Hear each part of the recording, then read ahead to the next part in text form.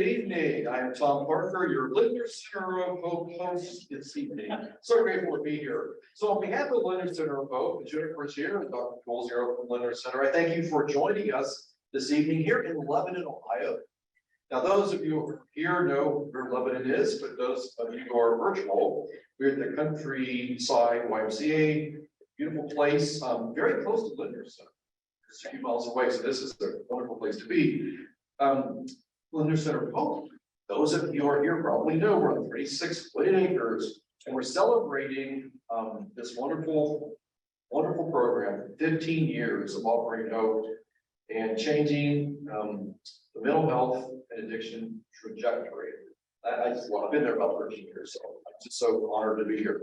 Well, many of you know that we provide a wide range of services locally and inpatient, outpatient, partial hospital, IOP, CT, TMS, but we also provide services to those from the region, nationally and internationally in our residential assessment programs.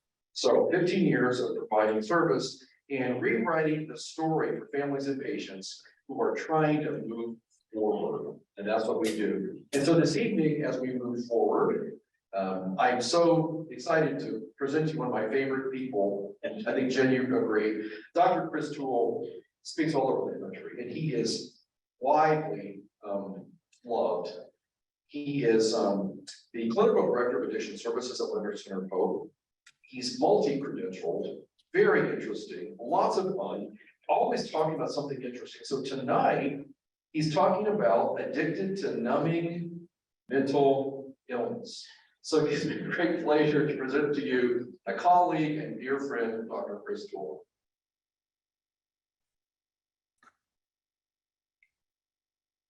Actually, it's nice to be back in Lebanon. I used to work here years ago in the juvenile court for about 12 years. I was the clinical director of their residential program for juvenile offenders.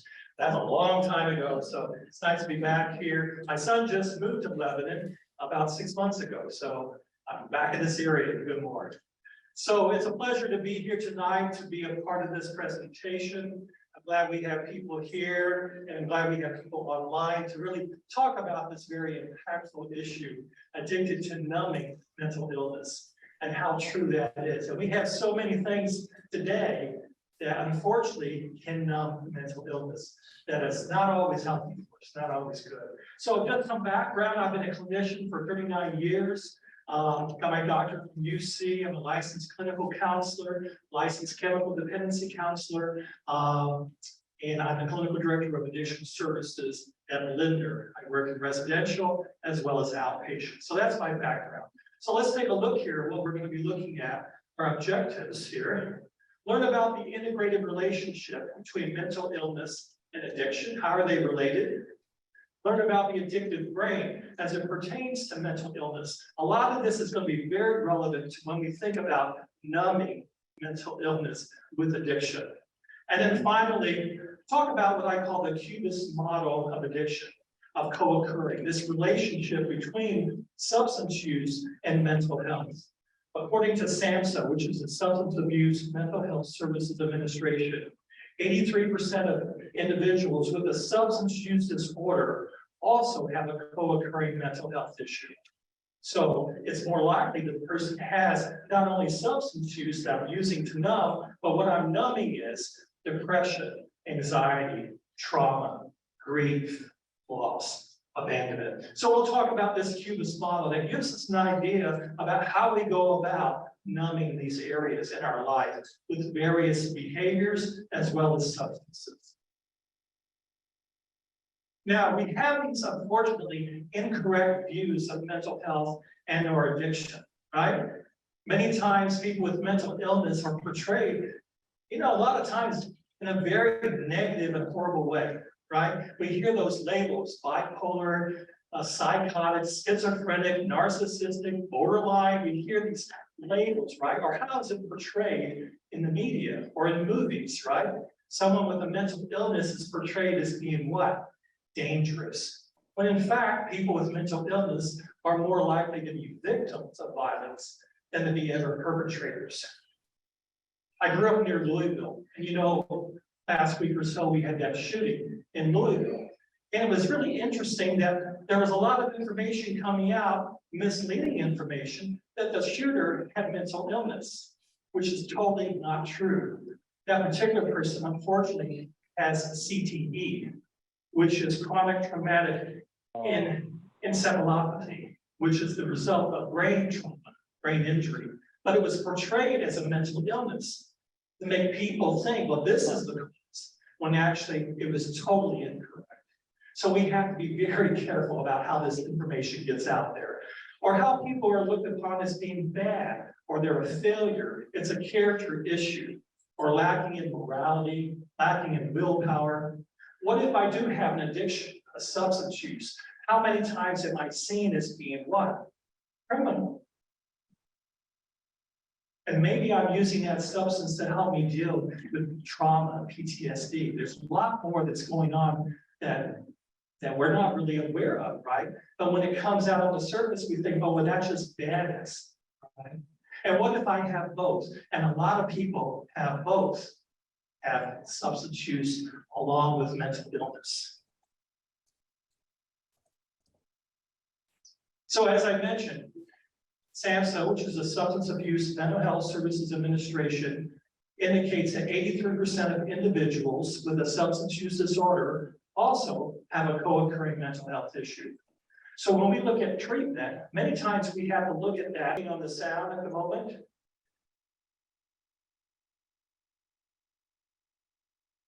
Yes. Can everyone hear me at this point? Online? Yes, you're back up. I can hear you. Yes. Great. Yes. So just to go further with this, how might this impact this past history that I have, and I agree with you, that I think a lot of us agree, our own family history. So let me dramatize this a little bit. How might this affect me as my it's going to be special to see.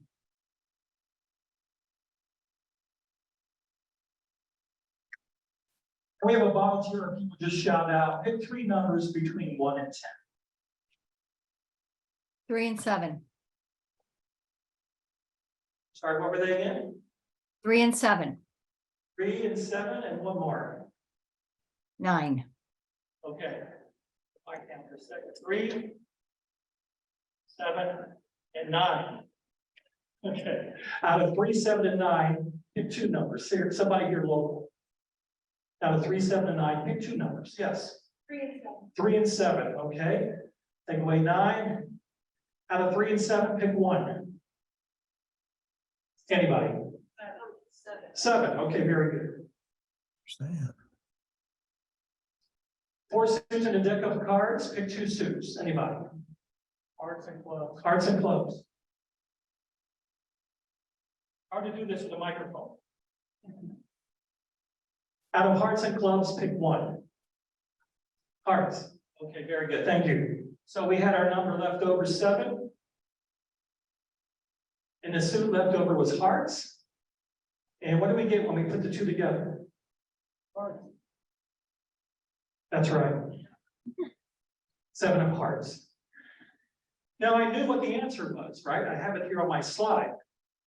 But I worded questions in a way to get to the answer I'm wanting. I did this very consciously, right?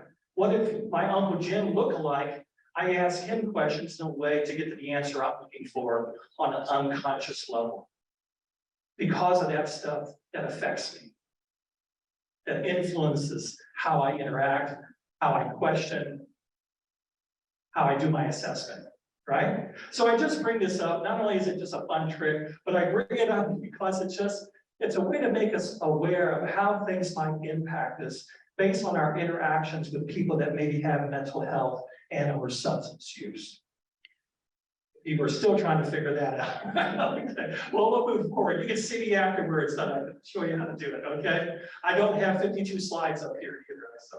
All right, so when we talk about substance use, let's get a better idea of substance use. There is a spectrum there. When we talk about substances, let's take alcohol. That's one that's a little bit more familiar to most of us, right? So for some people, about 4% of the population have never used alcohol in the United States. No alcohol use ever in their lifetime. But as we move down that spectrum, a lot of people do use alcohol, but it doesn't become problematic, right? They can drink at parties and celebrations, a bottle of beer after mowing the grass, a glass of wine with dinner. It doesn't become out of control. It doesn't become compulsive. But as we move down that spectrum, we see misuse of alcohol. I drink more than I should. I get a hangover. I'm nauseous the next day, right? Abuse of alcohol. Now I put myself at risk. I get behind the wheel. I go rock climbing when I'm high. I put other people at risk. Alcohol abuse. Alcohol dependence. You hear that term? Dependency only refers to the physiological aspect of the drug. If all of us here have anxiety and we were all prescribed anti-anxiety medicine, benzodiazepines, we take it as prescribed, we don't abuse it, but over time, we would all become habit forming. It would become habit forming. We would become addicted to that substance, right? That's why a lot of these medications are used as needed, not to be used every day because of this factor. Dependency refers to increased tolerance. I've got to use more of that drug to get that desirable effect. Or if I stop using the drug, I have withdrawal symptoms. That's what dependency is. Addiction is something else, and we'll talk about that in the next slide. So what is an addiction? Well, the American Society of Addiction Medicine, a division of the American Medical Association, came out with a relatively new definition of addiction not too long ago. They said addiction is a primary chronic disease of brain reward, motivation, memory, and related circuitry, period. There's nothing in that statement that says anything about one's character, one's morality, one's lack of willpower, their personality. It's all about the brain. And the second part of their definition states, dysfunction in these circuits leads to characteristic, biological, psychological, social, and spiritual manifestations. It impacts the entire being of a person. And this is reflected in an individual pathologically pursuing reward and or relief by substance use, drugs and alcohol, and other behaviors. What did ASAM mean by and other behaviors? Behaviors that have now become very numbing, in addition to drugs and alcohol. Behavioral addictions. Behavioral addictions. Sex and pornography, gaming, gambling, spending, socializing, social media, information gathering. Sometimes these are referred to in process addictions. Sometimes they were referred to in the past as soft addictions, as opposed to hard addictions like drugs and alcohol. But there's nothing soft about these addictions. When we look at all addictions, drugs and alcohol and behavioral addictions, the one that has the highest suicide rate by far every year is problem gambling. The city that has the highest suicide rate per capita would be Vegas. Las Vegas. About 33 per 100,000, almost twice as many of the rate compared to Cincinnati. Members of GA, half of the members have had suicidal ideations. Spouses of problem gamblers are twice as likely to commit suicide than the general population. So we see these behavioral addictions. See, the brain doesn't really care what it is. It doesn't care if I put it in my vein, pour it down my throat, put it in my nose, see it with my eyes, or do it with my hands. The same neurochemical processing is happening in the brain. And if that processing is happening in the brain, what a great way to numb out all this other stuff of depression, anxiety, trauma, grief, abuse. Social media, we see high rates of suicide with young people. For many years, suicide rates for young people was pretty stable until 2007. Then we saw this uptick, and it's gone up every year since. What happened in 2007? Social media, Facebook, the iPhone. We're more and more disconnected. I'll talk more about that. But what a great way to numb by being disconnected from me. Right? I don't want to feel that stuff. I don't want to think about that stuff. So I get something to numb me or get something to withdraw from others. So we could have a whole talk about these behavioral addictions, but I want to point this out, just how these are so accessible, right? As close as this. As close as this, right? Every time we check a message, we get a text message, we get a release of dopamine, the powerful neurochemical in our brain that is the same neurochemical that's released when we smoke, when we drink, when we gamble, when we're looking at our text messages.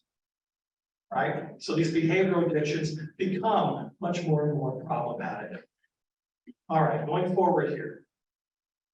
So how do we define addiction? Well, one simple way is called the 3 C's and a T. Is there a loss of control? I can't manage the behavior. The second T, compulsion. I can't stop doing it.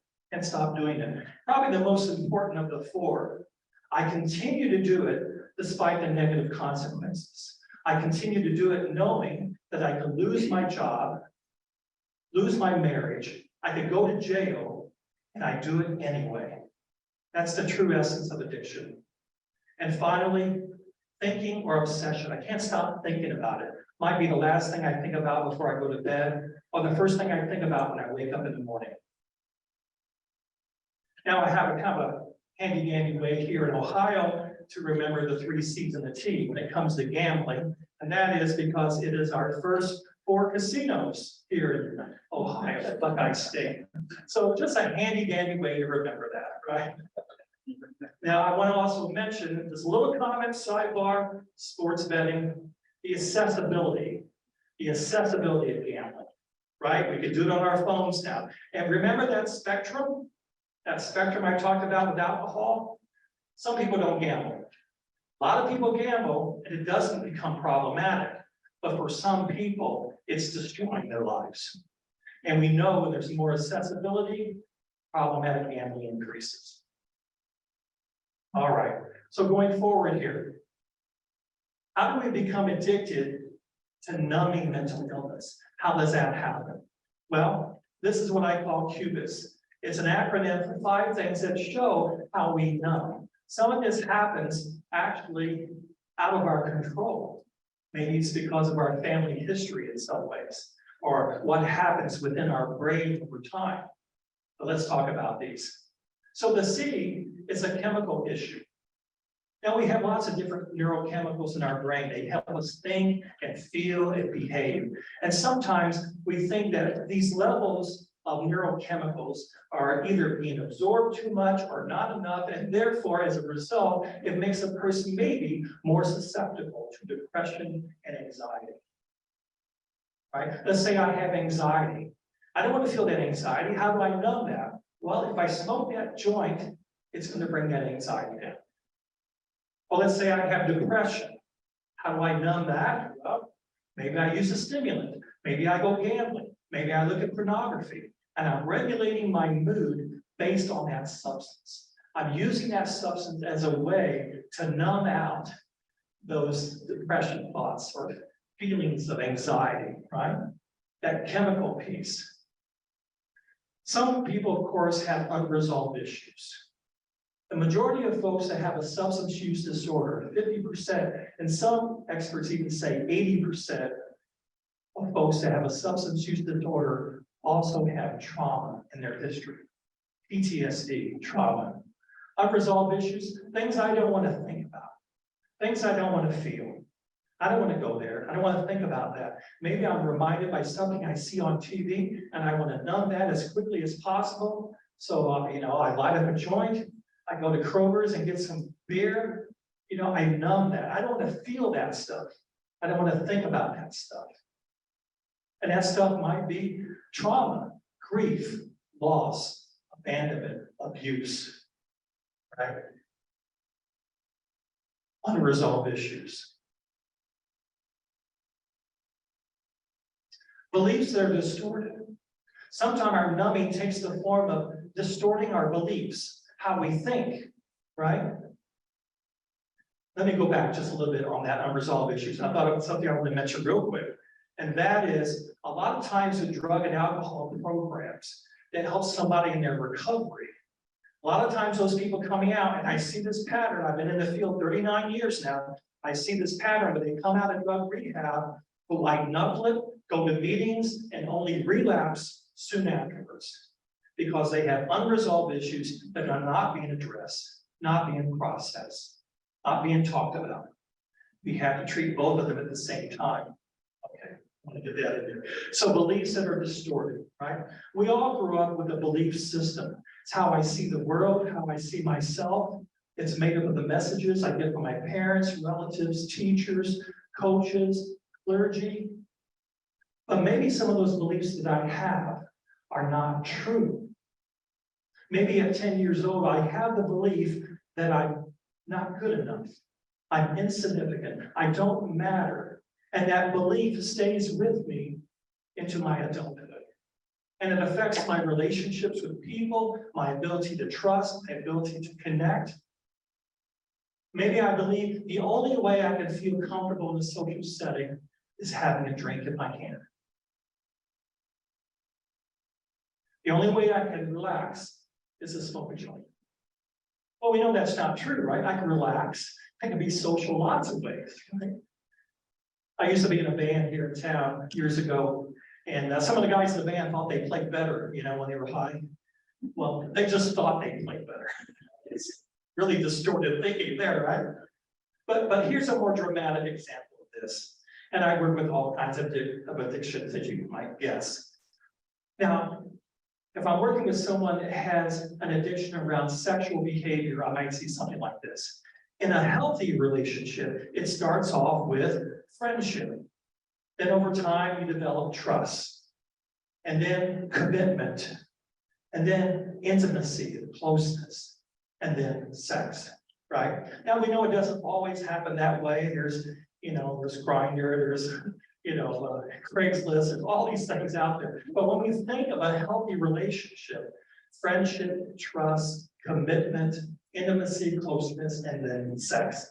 But for some people, because of my distorted beliefs, the way that I pursue friendship, the way I establish trust, the way I find commitment in my life is by being sexual. Sex provides the way to meet those unmet needs in my life. So those distortions perpetuate the addictive cycle. So a lot of times with numbing, I can change my thinking so I don't feel that stuff. Maybe that thinking is I deny, I justify, I rationalize, I make excuses. The I, inability to cope. Think for a moment of someone who's been a best friend to you. Someone you went to school with, grew up with in your neighborhood. A best friend is there for you 24/7, right? A best friend you can always count on when you can't count on anyone else, right? It's that person that you can call on a Saturday morning to help you move, right? It's that person. So there's someone that's there for you 24/7. It's someone that's there during good times and the bad. And I can always count on that person to be there. But maybe I can't count on anyone else. Pretty good definition of a best friend, right? That's the same relationship that the person has with their addiction. It's there for me 24/7. Especially this. It's there during good times and in bad. And I can always count on that drug or that alcohol or that behavior addiction to do what it promises to do every single time when maybe I can't count on people in my life. And now I have to give up my best friend, the drug, to get well. It's been there for me. It's been there when I had that flashback of trauma and I drank enough alcohol to pass out so I wouldn't shoot myself. And you want to take that away from me? You got something better, right? And now here's the kicker. The area of the brain where drugs and alcohol impact the brain, the prefrontal cortex, is the same area of the brain where we develop meaningful, connected relationships. So it's not a big leap that my drug or my alcohol becomes on par with my spouse, with my partner, with my kids, with my parents. And sometimes, unfortunately, it becomes number one. And now I have to give up my best friend to get well. It's been there for me. It's helped me numb out. I've always been interested in this, just kind of a sidebar, of the names that we give alcohol. Why do we give them names of people? Bud, Jack, Jim, Granddad, Samuel, Wally, Molly, Tina, can't forget Mary Jane. Why do we give them all those names? Here's my family. And my brain sees it as a relationship like any other relationship I have in my life. And then finally, the stimulus response relationship. And this is part of the numbing that unfortunately happens in our brain. We actually train our brain to become numb to wellness and health by substituting and seeing drugs and alcohol as a way to function and survive. And we'll talk about how that happens. So here we have the brain. Up in the front, the prefrontal cortex is sometimes referred to it as the executive functioning of the brain. This is where our rational, logical, moral, ethical part of our brain. It's where our personality resides. It's where our spirituality, if you will, resides. Everything about who we are as a person is in the prefrontal cortex. It is the triumph of the evolutionary development of the brain. It separates us from any other species on the planet, right? Pretty important. In the back part of the brain is the midbrain, made up of the nucleus accumbens and the ventral tegmental area. One thing that the midbrain does that's very important is that it reinforces behaviors that are necessary for our survival. It reinforces behaviors necessary for our survival, and it does that with a very special neurochemical called dopamine. Dopamine gives us pleasure. So, for example, if food wasn't pleasurable, we would have died out thousands of years ago, right? If sex wasn't pleasurable as a species, we would not be here. So the midbrain reinforces behaviors necessary for our survival by pairing it with the pleasure chemical dopamine. Well, guess what? Drugs and alcohol and behavioral addictions like gambling, they also trigger dopamine. So what does that mean? Well, when that dopamine is released from the midbrain and it floods the brain and hits that rational, logical, ethical, moral, spiritual part of our brain, it actually shuts down.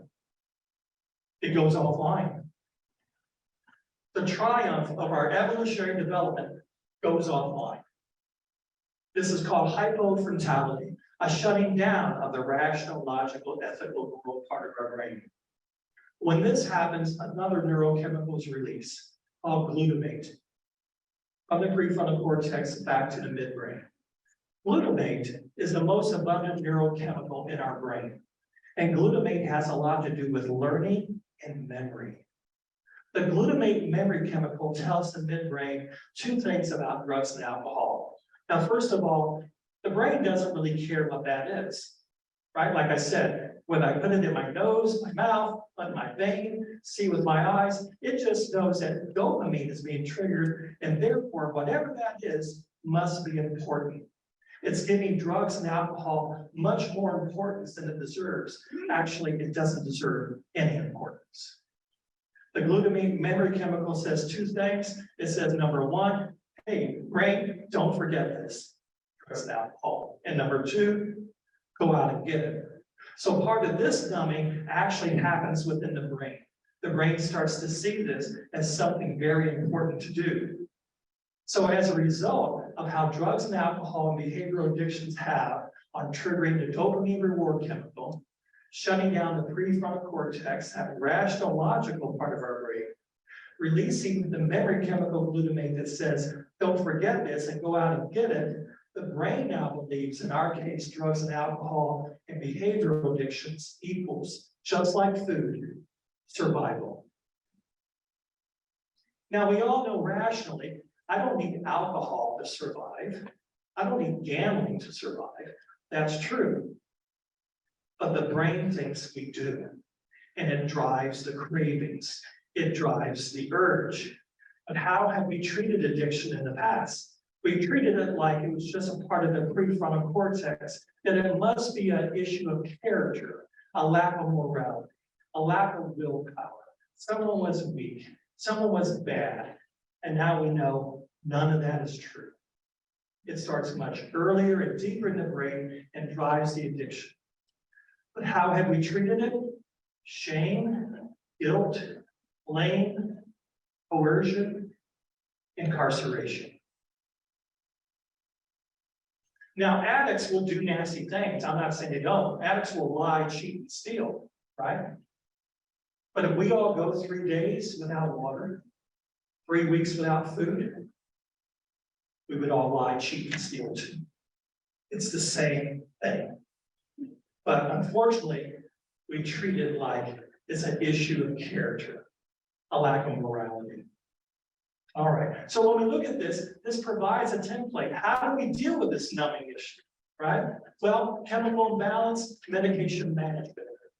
We have some of the best psychiatrists in the world at the Lindner Center. Dr. Keck, Dr. McElroy, two of the top psychiatrists in the world, most cited in the top 10 in the world, right? So we have those resources at the Lindner Center to find the right medication to help somebody with the management of this chemical issue. Unresolved issues, talk therapy, dealing with those issues of abuse, trauma, grief, loss, and abandonment. Beliefs that are distorted, cognitive behavioral therapy, looking at my thoughts, looking at my actions, how to choose rational behaviors. Inability to cope, learning new skills.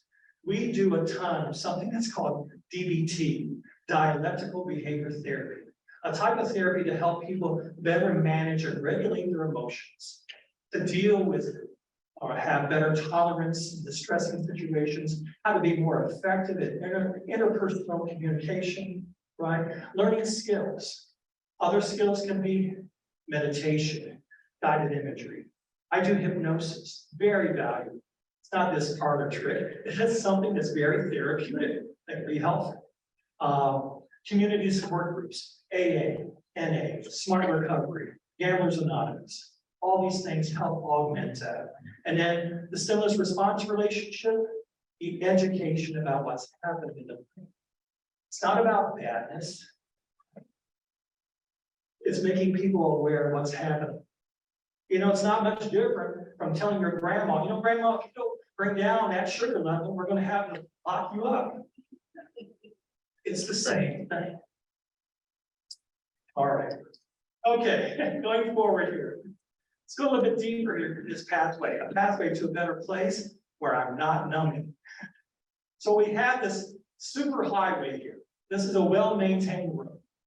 It's freshly blacktop. You ever been on a freshly blacktop road? Your car just glides 0 to 60 in 3 seconds. People with addiction and mental health concerns will have these triggers in their life. And I go down this road to find some way to numb, to find relief, to find some reward, to change how I feel.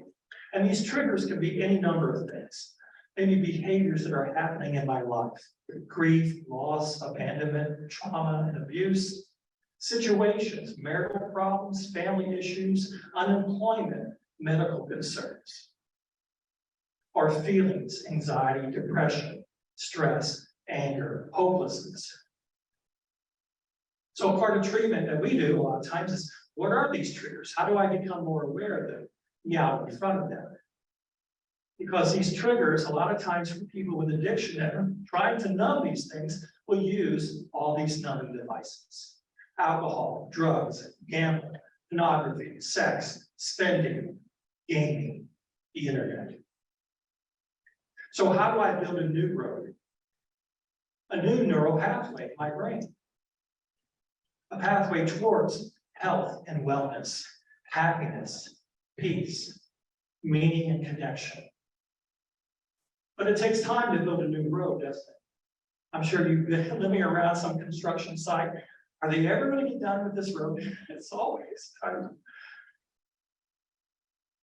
When you build a new road, right, you bring that surveyor guy in, you do the tripod thing, right, whatever that is. And then you bring in the bulldozers and caterpillars and gravel and tar and blacktop and oil. It's a road I haven't traveled on before. I don't know what's around that curve. I have to go slowly here. The old road, I know like the back of my hand. I've been down that road many, many times, very quickly. So what becomes the gravel, the tar, the blacktop? Well, many things. Therapy, yes. Medication, yes. But that's not everything. Diet, exercise, the mind-body connection. For a lot of people, the mind-body-spirit connection. Learning new skills, being around healthy people, healthy friends, healthy family members. Now that's a little bit more of a challenge. I know Thanksgiving can be a challenge there. But we can, sometimes we need to take care of ourselves, kind of, not have as much closeness as together, right? And then community support groups. Famous study done years ago took a group of people that were diagnosed with major depression, had them do one thing for 45 days. At the end of the 45 days, 70% reported that their depression lifted, was gone. What do you think on that list on the left-hand side they did for 45 days? Exercise. Exercise only. Now, I don't want to put us out of business, right? but right, that other 30% probably needed the therapy, probably needed the medication, right? Jed's probably thinking, what are you saying up there? So some people ask me, does the old road ever go away? Well, there lies the problem with addiction. So if you come to the Lindner Center, just off of, here in Mason, just off Western Row, if you come down our main entrance, you see the main road there on the right. And there's the farm road that came back to the property years ago that was a farm. And over time, that road has overgrown, more so than when I took this picture years ago. But if I go out there today and I drive my car up and down the old road just a couple of times, my tires will fall back into the grooves of the old road. My tires will kick up the grass, trying to take root. And unfortunately, the old road comes right back. So I don't think it ever totally goes away. That's the problem with addiction. The actor Philip Seymour Hoffman died a few years ago. He had 23 years of sobriety, went down that road 1 or 2 times, overdosed and died. Some of the newer research of people in recovery from heroin found that 25% that had 15 years of sobriety relapsed. After 15 years of sobriety, 25% relapsed back to heroin. I can tell you firsthand, some of these synthetic drugs that are out there are devastating. Nadazine is a new drug, just in the last year came out, 30 times stronger than fentanyl. Level Job, strong finish. deadly, the amount of just a couple of granulars causes the earlobe of fever. That's how powerful it is. Patient one time was using excess MDMA, pure form of ecstasy. And she described feeling the condensation on the glass of water as being orgasmic. Powerful. It's easy. Just to give that example. I was afraid we would go out and try. It's not free anyway, but that's how powerful these drugs are and what they're doing, especially today. Now, just sidebar real quick, they said government, growing rates of alcohol drug abuse fit maybe people who are now retiring, going back to alcohol, cocaine,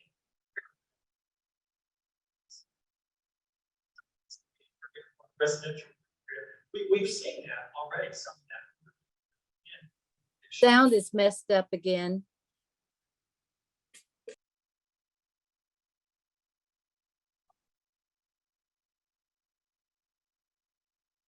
So I talked a lot about the role of the brain, but we also know the role of the environment can be very impactful. Our behavior reflects a combination of both genetics and environmental conditioning, right? We know that with numbing, how some of these drugs can numb us out. That's a part of that biological aspect, but how the environment can also contribute to this as well. Now, a lot of our research with addiction came out of, sounds so long ago, 20th century, where they had studies with rats.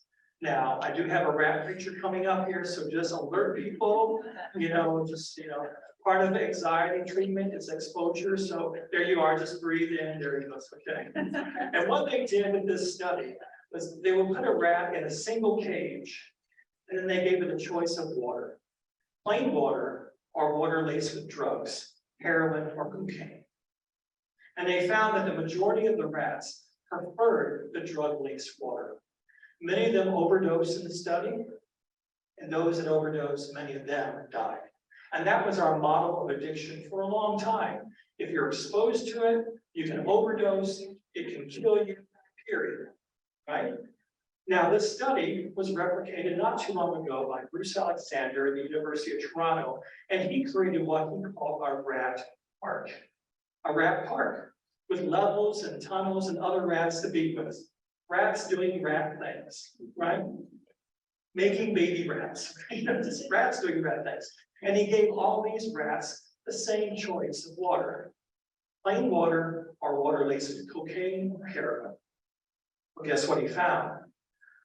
The majority of the rats preferred the pure water over the drug-laced water.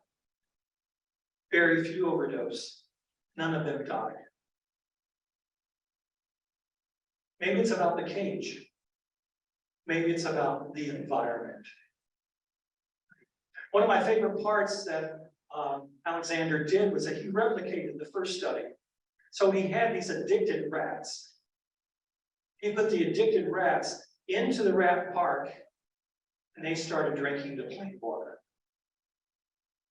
Makes you want to get a rat from a pet, doesn't it? No. One other study, I just want to share this, is kind of off topic, but I think it goes a lot with our name, hope, right? And I think it's hope, and this is a rat study. There was a study done where they put a rat in a tub of water, and they just timed how long the rat would tread water. And typically it was around 13 minutes, 14 minutes before the rat started to struggle, started to drown, and they would take the rat out, dry it off, and then put it back in. Now, they guess, I guess hypothesize, how much longer the rat would tread water. Some said 5 minutes, 10 minutes tops, 60 hours.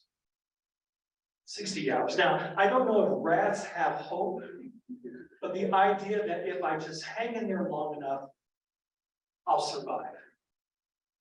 Right? That survival instinct. So that's another rat story you can tell your spouse when you get home tonight. This is what I learned. All right. Now, this next slide wasn't a study.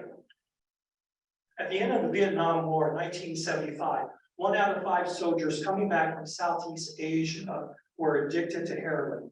Think about being in Southeast Asia, in the jungle, away from your family, being shot at. Boy, I'm going to do whatever I can to numb out, right? And heroin was available. What a great way to numb out. I mean, fortunately, I don't think anyone's here that's been in the Vietnam War. My dad was in World War II. I can relate a little bit of that from his experiences. But 1 out of 5, 20% were addicted to heroin. And we thought about 100,000 soldiers coming back from Southeast Asia in 1975, we were going to have this heroin epidemic. Well, they came back to their homes, to their communities, to their families, kind of that reconnecting, right? Probably we might think of an opposite of connection is numbing, but reconnecting. And they found out that 95% of the veterans who were addicted to heroin stopped almost immediately using the drug once they came. no longer being shot at in the jungles of Southeast Asia, but being back home in Kansas. No longer needed to numb out anymore. Right? So I think when we look at this, maybe the opposite of addiction is not only sobriety, but I think a big piece is maybe the opposite of addiction is also connection. I think that's a big piece. And I think most of you would agree the last couple of years, we've been very disconnected from one another because of the COVID.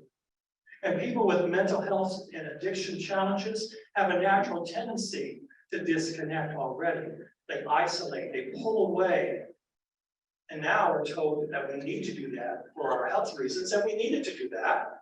But as a result, the long-term impact that it has on people who have mental health, substance use issues, but also the effect that it has had on our culture being more disconnected.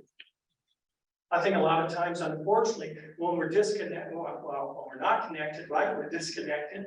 When we're disconnected, we're not relating to one another.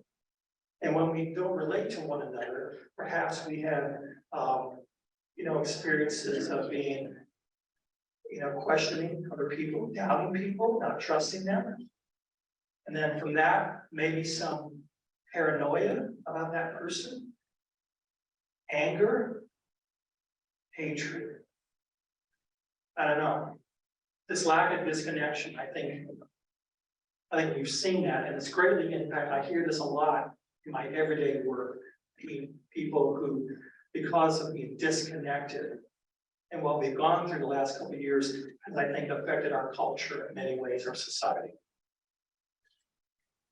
So the difference between numbing, coping, numbing that mental illness. Look at my notes here.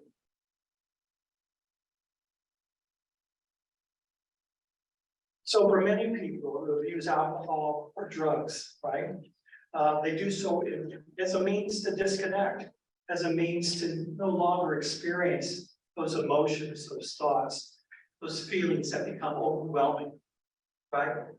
I mean, we can understand it. I mean, if a person had to deal with those type of issues in their life, how horrible that would be. And for that person struggling, I'm going to try to find whatever I can to help me get through another day, right? So I think we really have to be passionate. We have to be understanding about that. Many times, folks don't have the tools to regulate their emotions. And it may come up in different situations, things that trigger me. The one sense that's connected to memory more than anything is smell. A number of people have had trauma experiences brought back by the smell of certain things. Cologne, alcohol, how it's associated with the trauma. Alcohol and drugs serve to numb users and help them avoid emotional pain, right? So part of the goal in treatment is, how do I find healthier ways of coping with life? Substance abuse may initially provide some escape from discomfort. However, when emotions are continuously avoided or suppressed, they can worsen over time. Right? Eventually negating the relief originally provided by the substance use. Coping with life. I know we have lots of challenges in our life. We all have those challenges. Keep things going at home. Taking care of ourselves, our kids, our family. Unlike numbing, which suppresses or ignores emotion, coping skills help people manage feelings so they can handle life challenges. Coping can be difficult for people who are used to using drugs and alcohol to numb their emotions. People are required, maybe for the first time, to be present in the moment and feel their emotions. A lot of times when I do trauma work, and the type of trauma work I do is EMDR, which stands for eye movement desensitization and reprocessing. It's been around about 30 years, and it is one of the recommended therapies for trauma. It's approved by the World Health Organization and American Psychiatric Association. as a recommended therapy for trauma. But one of the things that that therapy does is that we activate the trauma. We go there. We bring up the image, the negative thoughts it has, the emotions that it creates, the sensations in my body, but it's that activation that is going to be the very thing to help me reprocess the event so it no longer has that emotional content anymore. The more I've numbed it, I've just numbed it temporarily. It's still there and it's going to surface at some time. So numbing can be problematic. It can be give us relief in the moment, but in the long run, it's going to be problematic. So what I want to do too, is to look at maybe some techniques that I can give to you tonight to help you better manage stress, tension, or anxiety. Tools to manage stress, tension, anxiety. There it is. That must be embedded in my brain for me to just say it that way without even knowing the slide was that way. All right. So safe place, safe person, safe words. This is a technique that's used a lot of times in EMDR, that trauma therapy I was telling you about. But for a lot of people, this can be something that can be used every day to help regulate tension and stress. So hopefully all of us can think of a safe place. Maybe a place we remember growing up, a place that we've been on vacation, where we feel peaceful, calm, and relaxed, right? For me, it was a hillside behind my house. I grew up in the country, in a little four-way stop town in Indiana, and that was my place. Just kind of look up, watch the clouds, and it was kind of that peaceful place. Or a person in your life who is a safe person. Someone who's passed or someone who's living.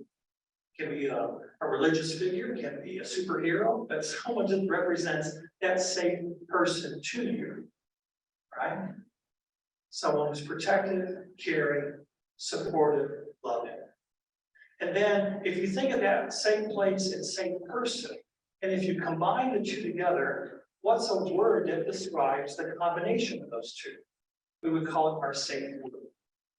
Let's say that's peace, right? So if I think about my safe place, my safe person, and my safe word, and I have all those in my mind, and this sounds kind of odd, but I'll explain how it works. You can just tap your knees back and forth, right, left, as you're thinking about these things. See, what happens a lot of times with anxiety is that our right hemisphere, our more creative emotional side, is really kind of active and going to town. When we do this bilateral stimulation, tapping on our knees, for example, it brings in our logical, rational brain, the left brain. The brain that says, you're okay, you're safe, nothing's happening to you now. It brings in the logic part, the logical, rational part, bringing down that anxiety. So you can try that at home.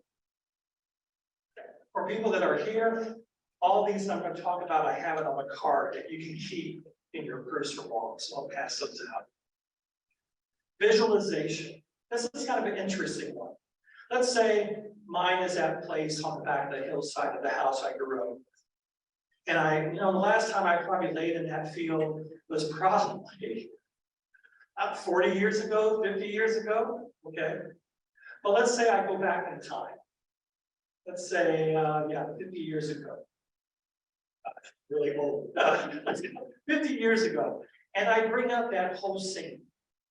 I go back in time and I, smell the air, the sunlight on my skin, those clouds, puffy white clouds floating by. And if I had with me 50 years ago on that hillside, a PET scan or a functional MRI. These are machines that are able to show activity in the brain. You've seen pictures of it, red and yellow, blue and purple. Red and yellow is more active, blue and purple's less active.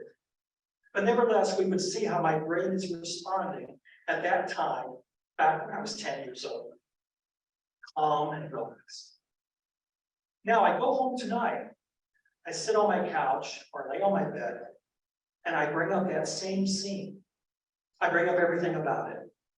You know, the grass, the smell, the clouds. I just put my brain in that spot, that place. And once again, if I had a PET scan or a functional MRI at my home tonight, as I'm doing that, it would be the same. My brain doesn't know the difference between me being on that hillside 50 years ago or me thinking about it tonight. So I can use visualization and take me back to that place. And when I go there in my mind, it affects my body the same exact way. See, so many times we think anxiety is something out there. We call it a panic attack. It's going to attack me. No. It's within.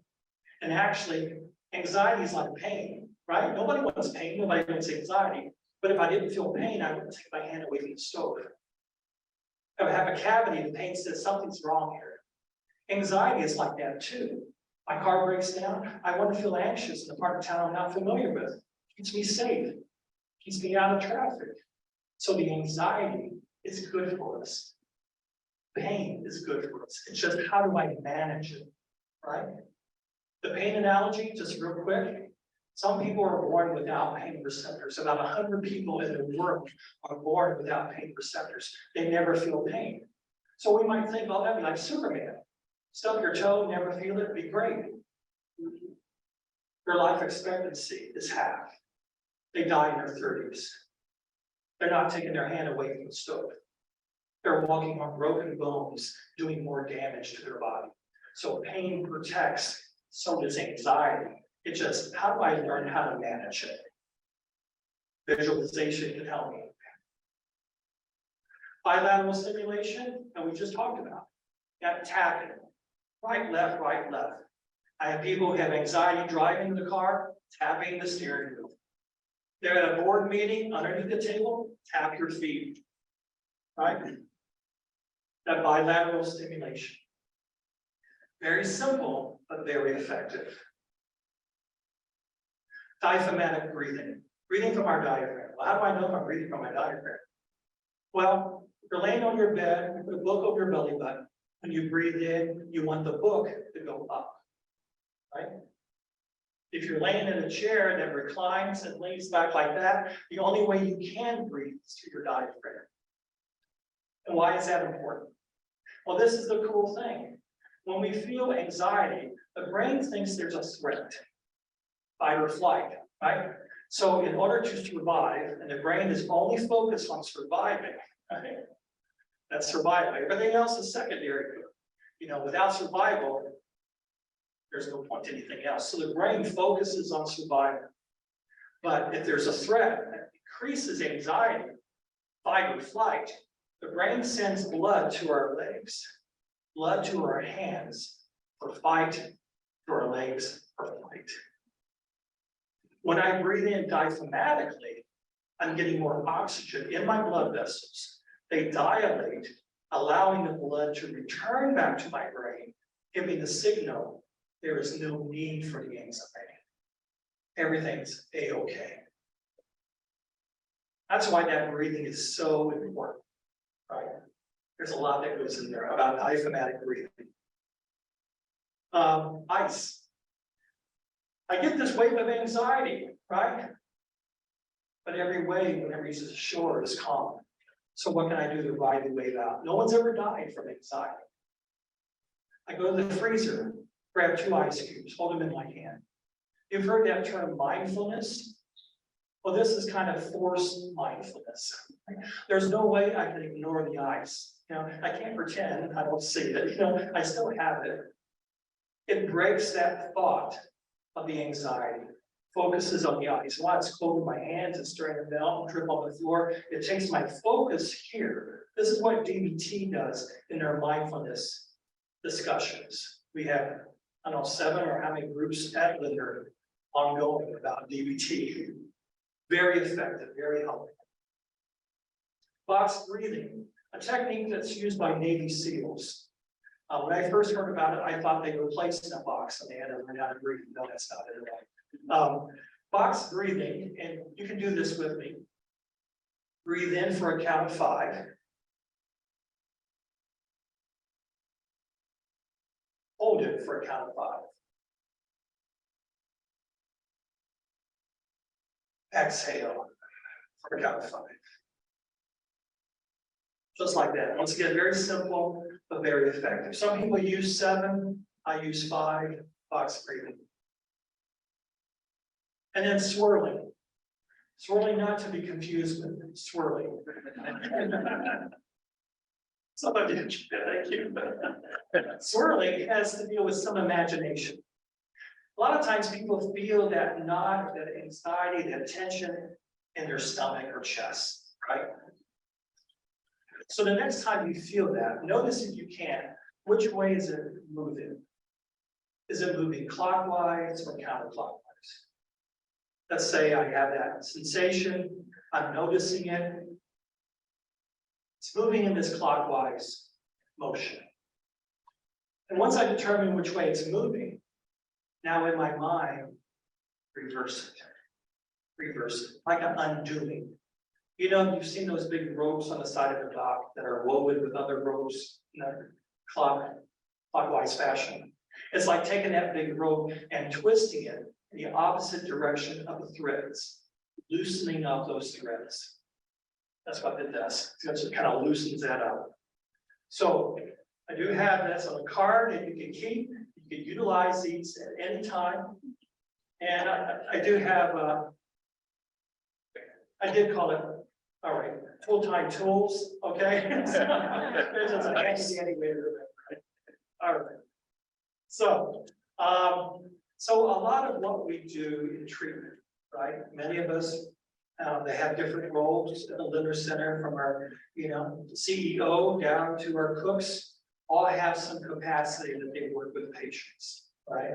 And how do we do to connect with them? How to better show connection? How do we help support what they're doing to remove these ways that they've numbed out for so long, right? That they can get to a better place, find more meaning and purpose. And I think in the long run, really connecting with one another.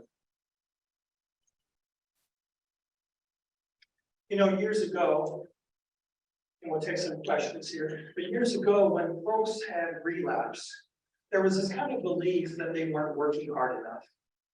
And it was kind of a very negative approach, right? You got to work harder. Don't you care about your families? Can't you see what you're doing to other people? You got to go to more meetings. It was very, as you can see, very negative. But fortunately, we don't see that any longer. The National Institute on Drug Abuse says relapse does not signal failure. Rather, it indicates that treatments should be reinstated or adjusted to help that person fully recover. Right? It's easy, right, for those people that you know in your lives to be frustrated with what they're doing, right? Can't you see what you're doing?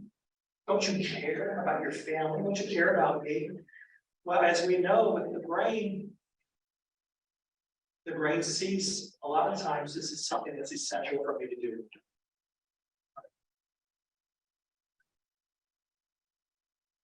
And then also, I like to use this as a kind of a wrap up, the analogy of the moth. If you're walking in the woods and you come upon a moth, and you see that moth is struggling to get out of the cocoon. It's moving its little moth legs and moth wings, right? And you decide you're going to help that moth. You tear away at the cocoon, you take the moth out, you go on your way. What happens to the moth? It dies, right? The moth needs to struggle to become what it needs to survive, right? So I think a lot of times that's what we do in treatment. A lot of times is to look at how can we help people get through this struggling piece, and at the same time, how they can learn from that, right? Sure, many of us here have had times when we have struggled with life. Hopefully it's made us stronger because of it, right? Yeah, we have lots of things nowadays that can numb us. Numbing, we want to try to find whatever we can. Yeah, binge watching Netflix, and once again, right? Not everyone, who watches Netflix, is doing something negative or detrimental. But if that becomes the only way I cope, or alcohol becomes the only way I cope, it becomes my go-to, it becomes my default of how to deal, how to handle these situations. It can be problematic for many people. This is my information here. If you have any questions, I'll take some questions now, either online, and people can give questions online or questions here in person. There's my telephone number as well. If you have a question that comes up later on. Any questions here? And I'll repeat it.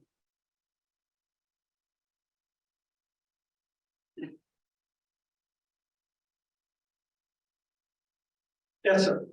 Willing to send me this PowerPoint email? Sure. The question is, would I be willing to send this PowerPoint? No. No, yes, of course, of course, yes. If you want to email me, anyone that wants a copy, just email me and I'll send it to you. Okay. And if you have questions about some of the slides that you don't understand, I'll be happy to talk with you about it. Yes. Do you see people using more than one of these? Say it one more time. Do you see people using more than one of these areas to now they might use 2, 3, or 4? Oh, yeah. So the question is, do I see people using more than one? Absolutely. Whether it's drugs and alcohol, whether it's food, whether it's using distraction. Yeah, a lot of people will use multiple things. See, that neural pathway is so well defined, I can stop alcohol, but if I'm, using another substance, that just kind of fills in that blank for there. So a lot of people will have multiple ways that they numb out, whether it's with substances or behaviors that they're doing all at the same time. Yeah. Yes, ma'am. So I looked at this and I can fit in several of these categories of drugs and alcohol. So how do I know when I'm okay and how do I know when I'm covered? Okay, I'm sorry, which categories? So I'm looking at these behavioral addictions. Okay, I don't gamble, that's to my benefit. But I mean, the socializing, okay. Yeah, so how do I know if those behaviors are problematic? right. Right. I mean, that, you've given me a lot of information and I appreciate it. But I'm like, do I fit in this category? Am I here? Am I? And Yeah. how do I know I'm not? Well, no, that's a great point. How do I know if I do a lot of these categories, especially these behavioral addictions, how do I know when it becomes problematic in my life that I need treatment or therapy to address that? Right, no, that's a great question. So, a lot of times we look at if this behavior is starting to interfere with other aspects of my life, maybe my other relationships, maybe I tried to stop this behavior, but I've been unsuccessful to do so. It interferes with my work or my school or my relationships with other people. I feel like I have to use more of that behavior to get that effect. If I stop using, do I have withdrawals? I feel irritable, agitated, depressed. So we can see, and a lot of times getting a good assessment will determine how problematic it is, right? I mean, someone can have addiction to alcohol, definitely problematic.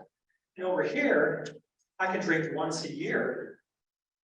But if I have that, DWI or OVI, it can be problematic after just one time. So how does it affect me in different ways? And so we have a criteria. If it interferes, that's the key part. Yeah, interferes If it with interferes with daily living. right, your job, your relationships. I try to stop, I've been unsuccessful.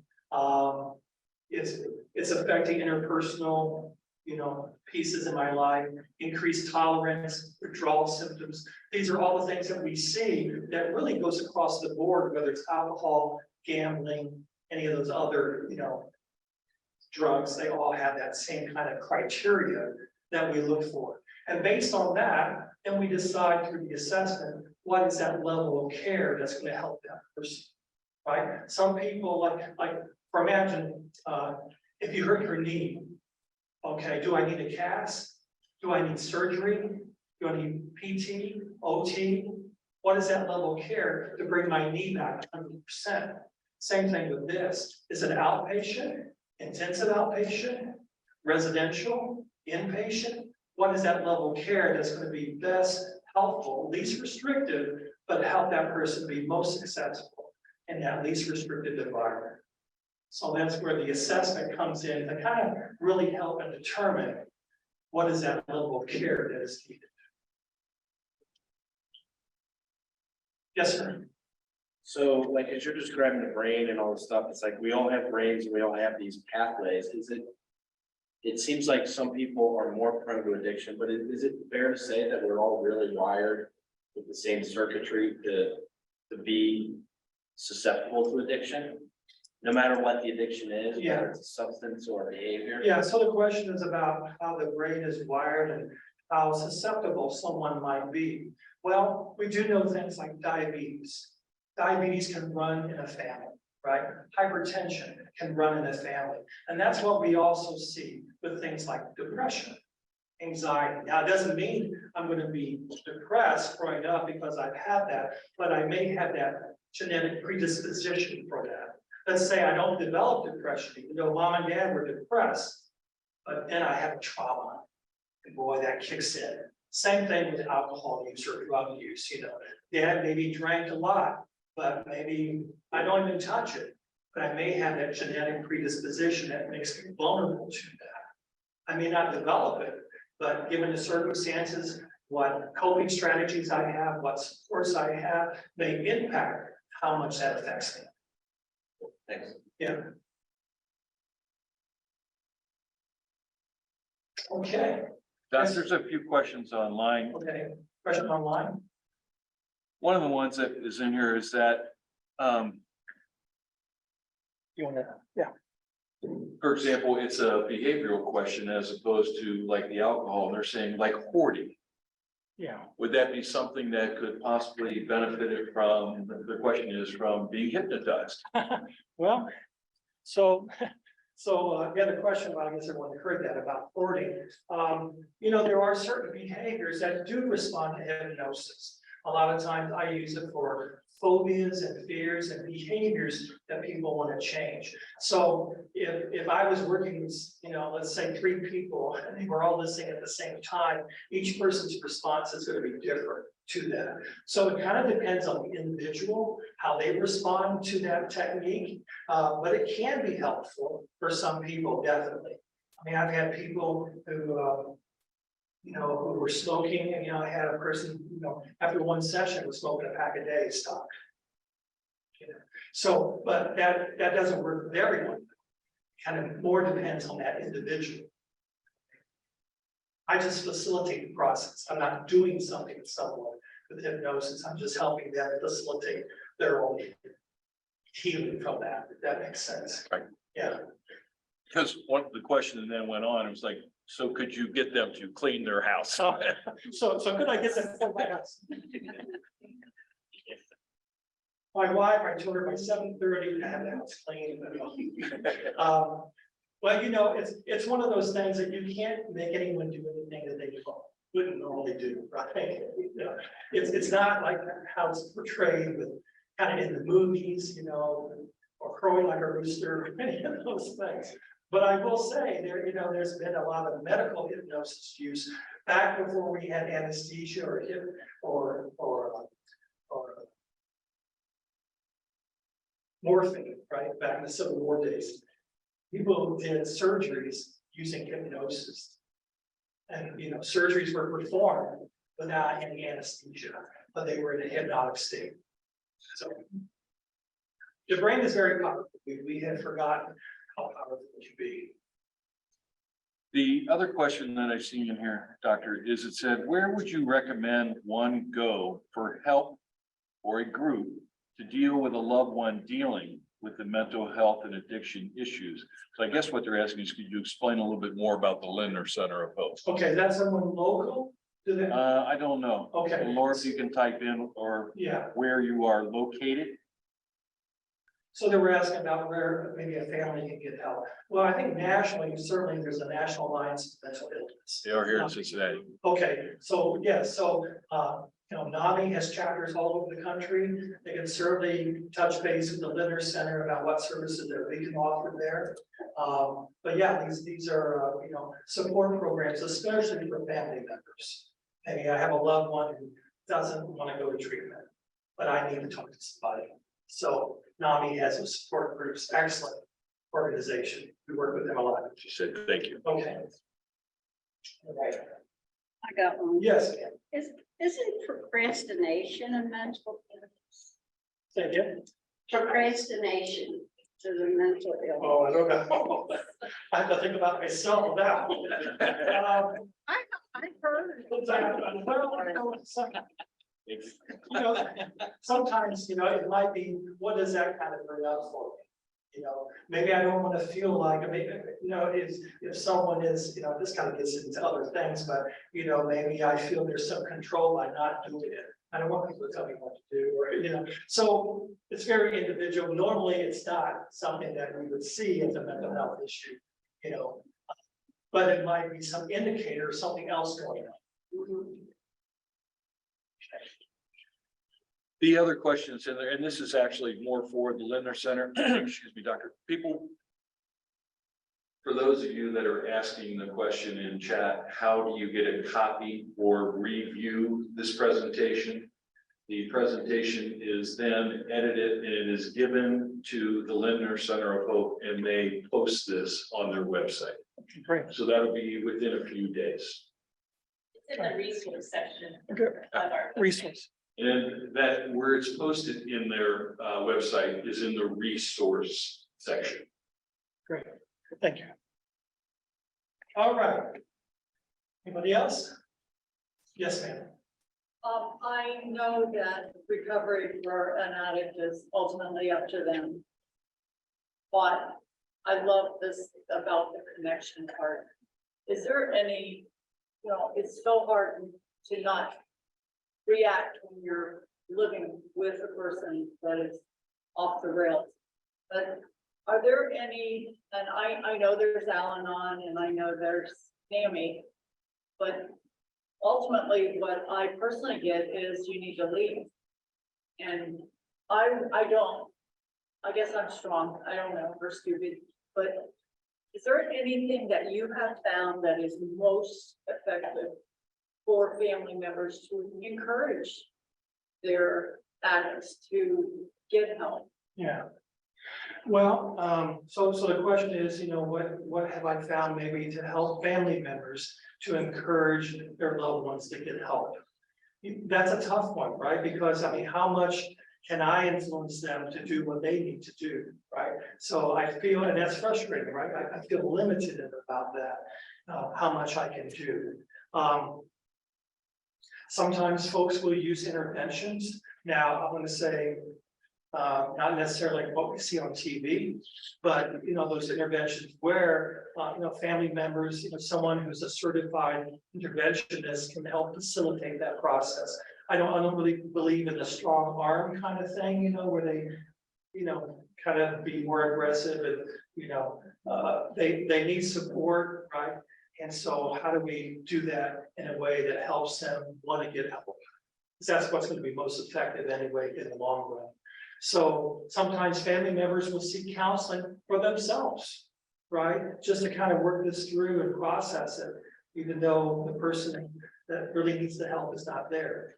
A lot of times I think people that come into counseling they're the healthy ones. All this stuff going on at home is kind of what's, you know, not always healthy. I'm doing something about it. I'm taking steps to get healthy, to get well. So I think all family members need to do that, take care of themselves. All right. Okay, I think that's it. Thank you, everyone. Yeah, once again, you can find this information. Feel free to give me a call or email if you have any other questions that come up.